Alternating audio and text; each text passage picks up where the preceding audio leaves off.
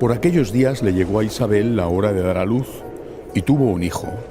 Cuando sus vecinos y parientes se enteraron de que el Señor le había manifestado tan grande misericordia, se regocijaron con ella.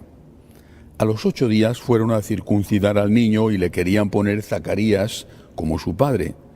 Pero la madre se opuso, diciéndoles: no, su nombre será Juan. Ellos le decían: pero si ninguno de tus parientes se llama así. Entonces le preguntaron por señas al padre cómo quería que se llamara el niño. Él pidió una tablilla y escribió: Juan es su nombre. Todos se quedaron extrañados. En ese momento a Zacarías se le soltó la lengua, recobró el habla y empezó a bendecir a Dios. Un sentimiento de temor se apoderó de los vecinos y en toda la región montañosa de Judea se comentaba este suceso. Cuantos se enteraban de ello se preguntaban impresionados: ¿qué va a ser de este niño? Esto lo decían porque realmente la mano de Dios estaba con él. El niño se iba desarrollando físicamente y su espíritu se iba fortaleciendo y vivió en el desierto hasta el día en que se dio a conocer al pueblo de Israel. Palabra del Señor. Hoy celebramos la fiesta de la Natividad de San Juan Bautista, aquel que ya preparó el camino del Señor desde el seno de su mamá, Santa Isabel, cuando, estando su mamá ya en una gestación avanzada, recibió en su casa en Incaren a la Santísima Virgen que acababa de quedarse embarazada. Y Santa Isabel le dijo: la criatura ha saltado de alegría en mi vientre. Para mí San Juan es, sin duda, ejemplo de muchas cosas, pero de forma especial es ejemplo de humildad.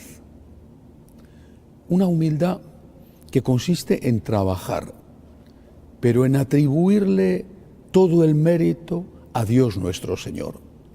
Se trabaja por Dios, ese es el motivo, pero se trabaja sabiendo que es Dios el que obra en nosotros. Claro que nuestra colaboración es necesaria, no somos unos meros pinceles que usa el pintor para pintar maravillosos cuadros. Los pinceles son cosas, nosotros somos personas. Nuestro Señor ha querido contar con nosotros, dándonos entendimiento, dándonos voluntad, dándonos un alma. Pero aún así es gracia todo. ¿Qué sería de nosotros sin la gracia? La Iglesia nos enseña que sin la gracia de Dios no solo no podemos hacer el bien, sino que no podemos ni siquiera desear el bien. La gracia actúa en nosotros y lo que nosotros hacemos es secundar o rechazar la gracia de Dios. Cuando se hacen las cosas por Dios, incluso cosas heroicas, perdonar a veces es un acto heroico. Dar una limosna, no necesariamente grande, a veces es un acto heroico, porque esa limosna la necesitas para ti o porque ese perdón te cuesta mucho. Estar con una persona que no es de fácil convivencia un día tras otro, a veces es un acto heroico. Bueno, pues todo eso se hace por amor al Señor, pero también sabiendo que es el Señor el que lo hace en nosotros. Es Dios el que obra las maravillas en nosotros. Lo dirá precisamente la Santísima Virgen cuando proclame el Magnificat ante Santa Isabel y ante, por lo tanto, el bebé San Juan que aún no había nacido de su mamá. San Juan, modelo de humildad. El que hace, el que trabaja, en este caso el que prepara el camino del Señor, pero poniéndose en el lugar que le corresponde, que es el segundo lugar. Está detrás, no está delante. Una y otra vez lo dirá cuando sea adulto. Yo no soy el que ha de venir. Yo soy la voz que clama en el desierto. Yo soy aquel que prepara el camino. El que ha de venir es otro.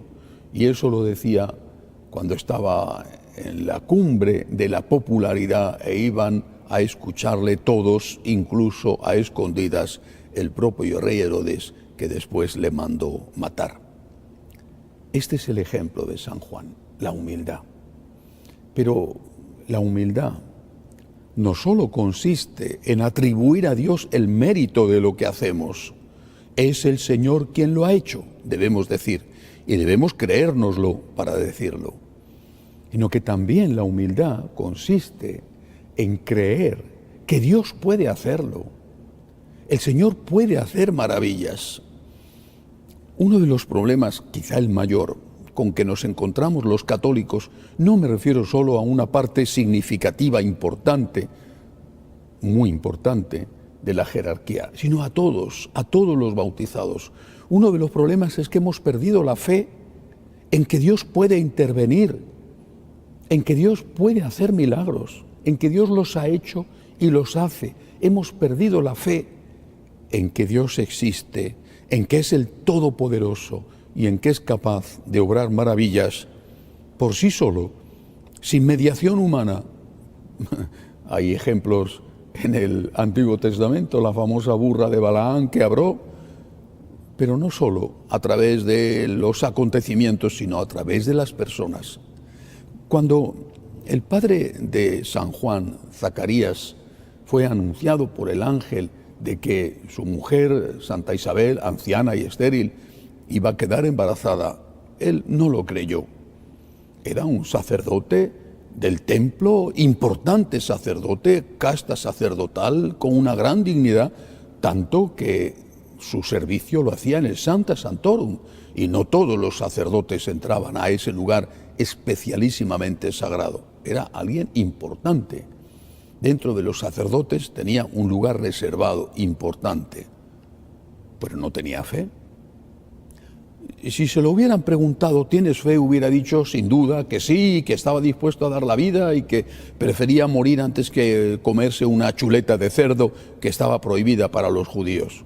Pero no tenía fe, porque no creyó posible que su mujer, Santa Isabel, se quedara embarazada. No tenía fe.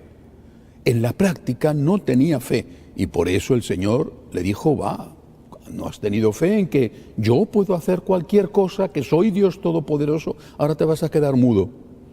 Y le tuvo mudo los 9 meses que duró la gestación del bebé San Juan.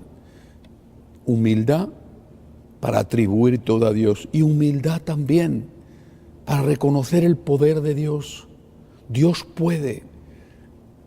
Muchas veces nos sentimos muy pequeños, como una hoja que ha caído del árbol en medio de un vendaval poderoso que la lleva de un lado a otro. Pues esos son los momentos de la fe.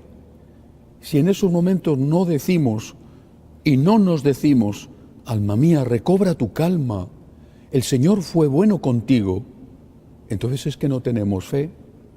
Pienso, por ejemplo, en la angustia que se está viviendo en este momento en Colombia. Muchos católicos están angustiados, preocupados.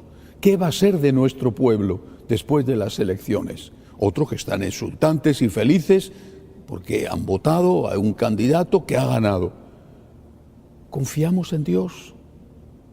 Pienso en los que están padeciendo la persecución en Nicaragua. Están pasándolo mal, la Iglesia pasándolo mal, los obispos ya han levantado la voz diciendo que hay auténtica dictadura. O en Cuba, o en Venezuela, por poner algunos ejemplos. Pero si miramos a otras partes, ¿qué está pasando en Ucrania con la guerra? Y tanta gente que en medio de la crisis económica no consigue comer, no consigue llevar a casa lo imprescindible para su familia. Cuánta angustia, cuánto miedo, cuánto dolor. Pero ¿qué sucede si perdemos la fe? ¿Va a cambiar el gobierno? ¿Se va a ir el dictador? ¿O acaso te van a llamar y te van a decir, toma el trabajo de tu vida maravilloso para ti? ¿O va a resucitar el muerto tan querido por el cual estás llorando? Si perdemos la fe, lo perdemos todo. Por eso, la humildad de San Juan consistió en decirle a Dios, desde el principio, desde que empezó a tener uso de razón. Aquí me tienes, eres tú el que va a actuar a través de mí, pero consistió también en creer que todo era posible. Cuando San Juan ya había sido concebido, cuando San Juan ya estaba en el seno de su mamá, fue cuando el ángel Gabriel se apareció a la Santísima Virgen. Y después de que la Virgen hubiera dicho que sí, el ángel, para convencerla absolutamente, le dijo: para Dios nada hay imposible. ¿Creemos en eso? Porque si no creemos en eso, estamos nerviosos continuamente. Y si creemos en eso, estamos sostenidos por la gracia de Dios. Y es entonces, y solo entonces, cuando tenemos verdadera fe. Que así sea.